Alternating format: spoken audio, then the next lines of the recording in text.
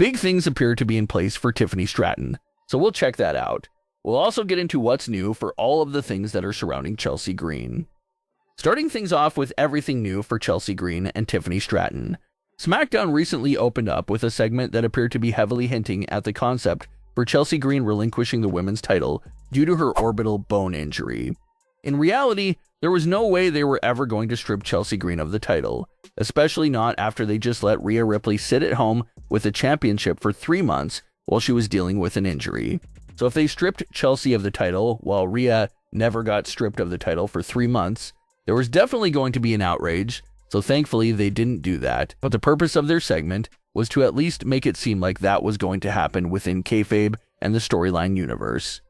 Nick Aldis was basically asking for the title back, and Chelsea Green tried pleading with him to really understand the situation, and for him of all people to understand where she's coming from, considering what Nick Aldis just experienced himself at SummerSlam when he stepped foot back in the ring.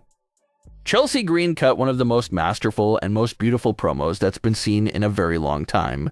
Every single one of Chelsea's words had passion and heart in it. You can feel it in every single word she was saying. It felt real, it felt authentic, and she had the audience hooked and deeply pulled in. Wrestling legend Mickie James praised Chelsea Green for the segment, calling her a star, and calling that promo right there by Chelsea Green one of the greatest promos she's ever personally seen in her life. And Mickie James was absolutely right there about what she said. Chelsea's promo work in this segment most definitely deserved the highest words of praise because it truly was phenomenal. Chelsea gives her title relinquish speech and hands the title back to Nick Aldis.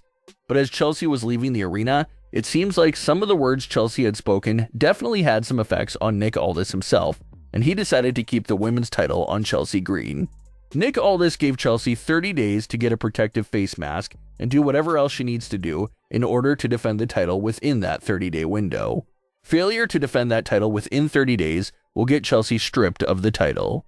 But if she defends it within those 30 days, she will peacefully go on as women's champion. So it was just a fake-out segment for Chelsea relinquishing the title. But even as a fake-out, it was still a beautiful and masterful segment. It allowed Chelsea to display more of her personality and passion for the title and the industry. And for fans to see that moment of her getting stripped of the title for a few seconds and then getting it back, it really does feel like this entire moment got fans behind Chelsea Green even more. So this segment was purposeful, and it was definitely something special. Feels like it really added extra momentum to Chelsea's overall title reign and added some more context to it for sure. After that moment was wrapped up, Gunther came out to interrupt, and even Gunther tried to belittle Chelsea Green and the women's title. Chelsea and Gunther exchanged words until Matt Cardona, Chelsea's husband, came out to save the day and fight Gunther on behalf of his wife. So this is a pretty significant moment as well. Everyone obviously knows about Chelsea and Matt's relationship status, but this moment right here truly was the first time that their marriage and relationship status was fully displayed on screen on SmackDown television. So even that itself is interesting. Was it just a one-time thing of displaying Matt and Chelsea's relationship status, or could they be paired up on screen together for an extended amount of time? That's the other big question right there. The company does often put real-life couples on screen together for extended programs and feuds. We saw an example of this just last year when AJ Lee and CM Punk took on Becky and Seth.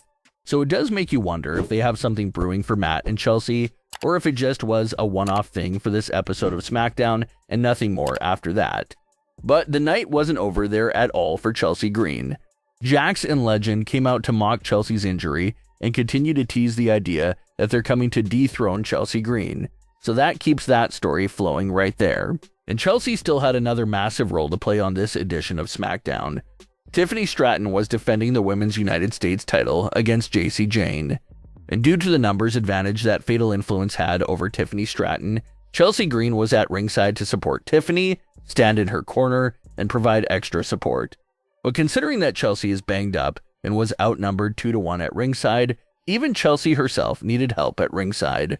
And there was a critical story moment here that really changed everything and planted major seeds for things to look out for in the future.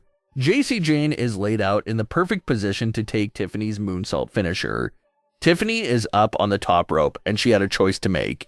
She can either hit the moonsault on Jacy and successfully defend her title, or Tiffany can jump to the outside of the ring and save Chelsea from the other Fatal Influence members. To Tiffany's credit, she didn't pick the selfish route of looking out for only herself and her title. Tiffany decided to save Jacy Jayne. This decision by Tiffany allowed Jacy enough time to recover and hit her finisher for the title win over Tiffany Stratton. Jacy Jayne wins the Women's United States title and brings it back to Fatal Influence. The big narrative here obviously being that Jacy Jayne very indirectly costed Tiffany Stratton the title right there. If Tiffany never had to save Jacy, and if she just hit the moonsault on Jacy, Tiffany would probably still be champion right now. But because Tiffany had to save Jacy, that basically was a distraction for Tiffany and ended up costing her the title at the end of the night. This teases massive issues for Tiffany and Jacy's friendship. It was off to a bumpy start originally, but things got more smooth there in recent weeks for the duo, but now we're to assume that tensions will rise again when Tiffany blames Jacy Jayne for that title loss. The entire direction of Tiffany betraying Jacy was already a direction that the community was buzzing about, but after the events of this recent United States title match right here, it most definitely appears to be confirmation that they are eventually going down the Jacy versus Tiffany route. Tiffany made the right and caring choice when she picked saving Jacy over her own title reign. But as time goes on, maybe Tiffany sits on that decision and decides that it wasn't the best thing to do. Maybe Tiffany thinks it was a dumb thing to do, considering that it costed her the championship. That's what happens when you care for other people and put others before yourself. So maybe the whole scenario does motivate Tiffany to go back down the heel road again. For her not to care for anyone, not to put anyone before herself, and just become a narcissist once again, pretty much like her character was in NXT.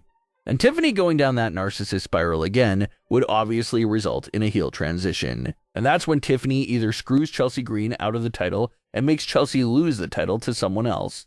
Or maybe Tiffany turns heel and comes for Jacy's title herself.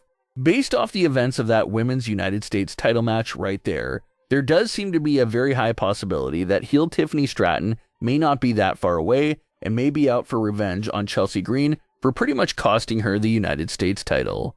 So very surprisingly enough, there sure seems to be an island of relevancy surrounding Jacy Jayne. She has so many interesting things revolving around her right now. She has the potential on-screen pairing with Matt Cardona, the inevitable face-off with Rhea Ripley. She has issues with Fatal Influence, Jax and Legend are after her, and now she has some issues brewing between Tiffany and herself as well.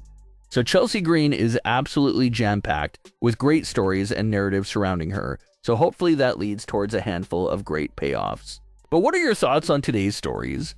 Leave your comments below, don't forget to subscribe with all notifications on, and leave a like if you enjoyed. Thanks for watching.